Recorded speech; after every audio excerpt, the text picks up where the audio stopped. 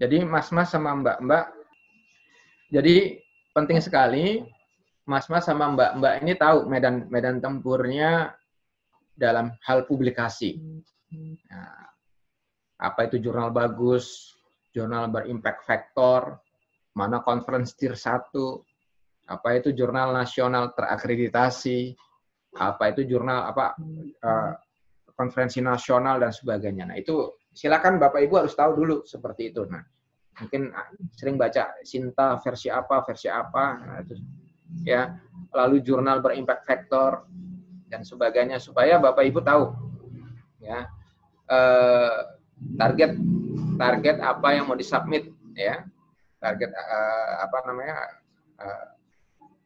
mau masuk level mana kira-kira paper yang mau disubmit oleh Bapak Ibu. Nah, level itu nanti baru akan kita bicarakan. Itu level itu akan dilihat dari kontribusi, novelty, ya, dan originality dari Bapak Ibu dalam tulisannya. Nah, konsentrasi hari ini saya akan konsentrasi ke sana. Yang mana banyak sekali mahasiswa, dosen-dosen muda, bahkan peneliti senior sekalipun, ya, papernya itu sering di-reject, sering tidak diterima karena tadi ada permasalahan tadi di state of the art, di kontribusi dan sebagainya. Ya, seperti itu Bapak Ibu. Nah, silakan Bapak Ibu harus tahu apa itu international journal, national journal, proceeding dan sebagainya. Lalu Bapak Ibu bisa lihat jurnal-jurnal berimpact factor di Cimago, di Scopus, di WOS dan sebagainya. Ya, cara ngitungnya tadi ya, berapa jumlah yang di reject, berapa yang disitasi dan sebagainya. Ya, ini menghitung impact factor, kurang lebih seperti itu ya Bapak Ibu ya. Ya.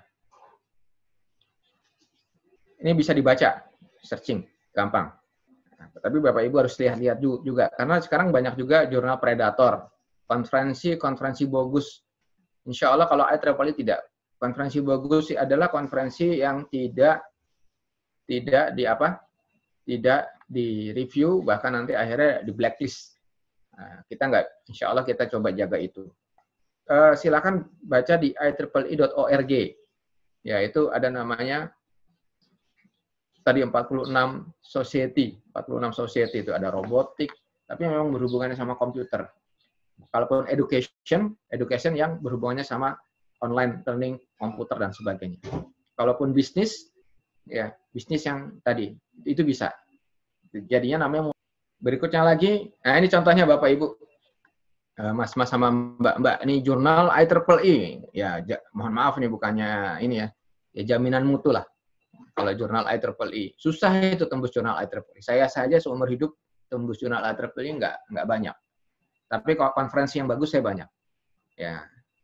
Oh ya, mungkin Bapak Ibu bisa lihat ya. Kebetulan paper saya di Scopus itu sekitar 180 Bapak Ibu. High index saya hampir 20, lumayan lah. Sebagai orang Indonesia itu lumayan. Ya. Nah ini, dan beberapa jurnal juga masuk ke jurnal top. Ya, jadi artinya, ya, kita sebagai organizer, sebagai peneliti juga bisa harus memberikan contoh bahwa kita juga bisa menulis juga. Nah, ini beberapa jurnal ya di IEEE yang Bapak Ibu bisa lihat impact factornya. Nah, kalau Bapak Ibu doktor gitu ya di UI, ya lulus doktor itu minimal 1 jurnal, tapi 1 jurnal yang Scopus. Kalau sampai 1 jurnal masuk ke IEEE itu bagus, berarti orangnya bagus, hebat berarti orang. Kalau di Jepang dulu waktu zaman saya 3 jurnal baru bisa lulus jadi doktor waktu itu. Ya. Jadi Bapak Ibu silakan cari tahu apa itu jurnal berimpact factor. Saya teruskan. Begitu juga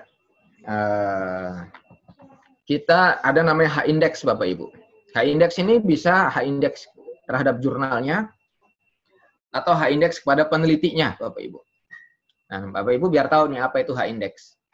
Ya, H-index itu ya tadi jumlah penelitian yang disitasi atau dijadikan referensi seperti matriks.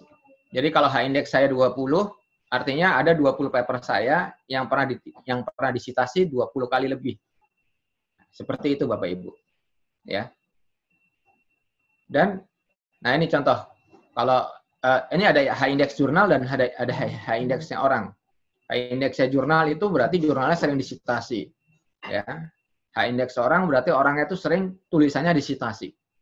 Nah ini kebetulan dua orang ini adalah dua orang apa tuh namanya, penasehat spiritual riset saya, namanya Profesor Anil Jain. Nah, ini H-indeksnya 130 Bapak Ibu. Nah, ini tertinggi di bidang computer science, karena bidang saya computer science. Saya masih sering dengan ininya. Berikutnya lagi, ini Profesor Toshio Fukuda. Ini kebetulan Profesor Toshio Fukuda ini supervisor saya Bapak Ibu, waktu saya doktoral. Dan beliau sekarang Ketua IEEE Dunia. Ini the first Asian people, jadi orang Asia yang pertama menjadi ketua IEEE di dunia ini. Biasanya orang Amerika, Eropa dan sebagainya. Ya, Profesor Toshio Fukuda. Nah, indeksnya ya mungkin masih kalah sama Profesor Anil Jain 60, tapi papernya 1.800 Bapak Ibu di Scopus. Bisa kebayang ya. Dia punya pasukan kuat dan dia punya hibah riset banyak sekali dan bisa mengatur lab